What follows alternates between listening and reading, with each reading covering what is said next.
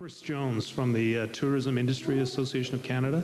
I just want to address a comment to the panelists with a sort of the aviation background, and that is to reference the kind of intractable, almost perverse conflicts that can arise between the laudable goal of climate change and then issues like noise abatement and safety.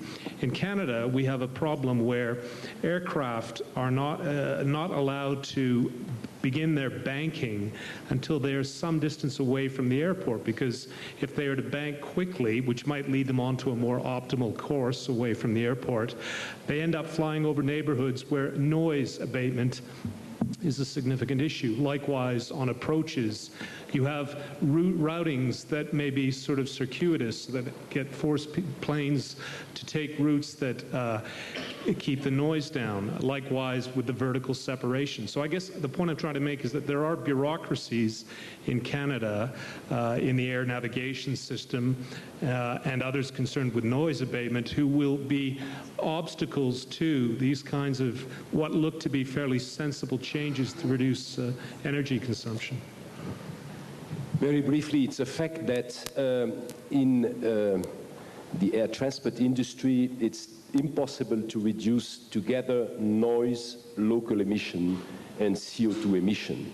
If you reduce noise, you increase the weight of the aircraft, therefore you increase the fuel use. If you reduce noise, you increase the temperature of the engine, therefore you increase the consumption of NOx and other factors. So that's one of the elements we are exploring in order to have win-win situation, but it's a major challenge for the engineers, the research institutions. It seems, however, that for the foreseeable future, and I'm referring now technological goal in the year 2020, we expect to reduce CO2 emission by 50%, noise by 50%, and NOx by 80% altogether.